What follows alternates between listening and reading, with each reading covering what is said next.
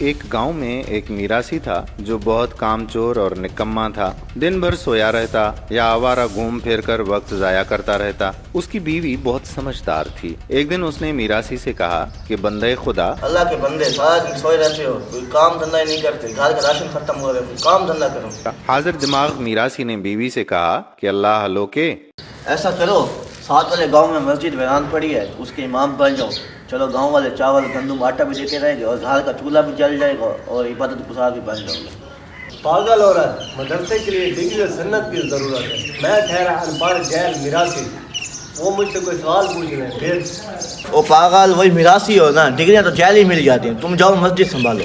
سے میراثی راضی ہوا اور جا کے گاؤں میں امامت کے فرائض انجام دینے وہاں پہنچ گیا اور لوگوں نے ہنسی خوشی اسے اپنا امام بھی بنا لیا۔ اس طرح مسجد نمازیوں سے آباد ہو گئی۔ ایک دن اس گاؤں کی جامع مسجد کے امام و خطیب صاحب نے سوچا، گاؤں میں نئے امام صاحب آئے ہیں، کیوں نہ سارے گاؤں کے سامنے ان کی دعوت عام کی جائے۔ اسی بہانے امام صاحب سے پورے گاؤں کی جان پہچان بھی ہو جائے گی اور ان کا انٹرویو بھی ہو جائے گا کہ وہ دین کا کتنا علم رکھتے ہیں۔ سننا ہے آج مسجد میں نیا مولوی آیا ہے، آؤ چلتے ہیں، آج مولوی کو چیک کرتے ہیں، اسے سوال پوچھتے ہیں۔ ٹھیک ہے بھائی جان، چلو میں سوال پوچھوں گا اس سے، آؤ۔ پورا گاؤں بما خطیب صاحب کے وہاں جمع ہوئے۔ کھانے کے بعد جان پہچان کا سلسلہ شروع ہوا اور جان پہچان کے بعد بھرے مجموعے میں خطیب صاحب نے امام صاحب سے پہلا سوال کیا کہ حضرت اسلام کے رکن کتنے ہیں؟ مولوی صاحب، سوال یہ ہے کہ دین کے کتنے رکن ہیں؟ سوال سنتے ہی امام صاحب کو جیسے سانپ سونکھ گیا ہو۔ 150۔ مولوی صاحب، دین کے رکن پوچھے ہیں، یہاں بیٹھے لوگوں کی تعداد آپ سے نہیں پوچھی۔ ٹھیک ہے۔ جواب سن کر حاضرین محفل میں تشویش کی لہر دوڑ گئی۔ خطیب صاحب نے مسکرا کر کہا کہ حضرت، میں نے پوچھا کہ اسلام کے رکن کتنے ہیں اور آپ کہہ رہے ہیں کہ 150۔ امام صاحب نے 140۔ مولوی صاحب پاگل تو نہیں ہو گئے آپ؟ تمہارا دماغ خراب ہو گیا مولوی صاحب۔ انسان و خدا کا پتلا ہوں۔ 130۔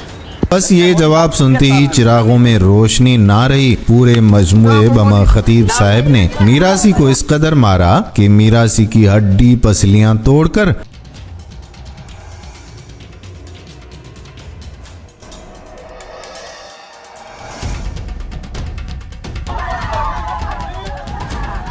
اسے دھکے مار کر گاؤں بدر کر دیا اور کہا کہ دوبارہ اس طرف منہ کیا تو قتل ہی کر دیں گے۔ میراثی بیچارہ ٹوٹی ٹانگ اور ٹوٹے بازو لے کر جیسے تیسے کر کے گھر پہنچا۔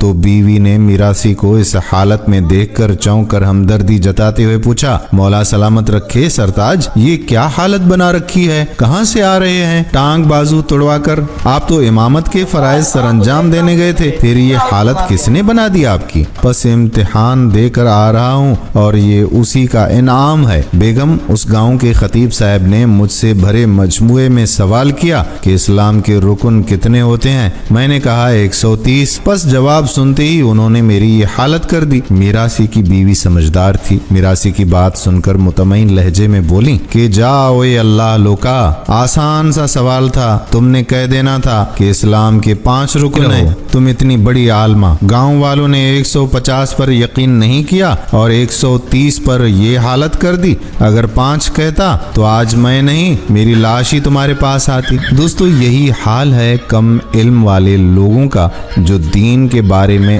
الف بے بھی نہیں جانتے اور علماء پر طرح طرح کی باتیں کستے رہتے ہیں۔ اپنے پاس سے من گھڑت باتیں واقعات بنا بنا کر مخلوق کے خدا میں فتنہ اور نفرتیں پھیلاتے ہیں۔ علماء کی عزت کریں اور فقیروں درویشوں کی صحبت اختیار کریں۔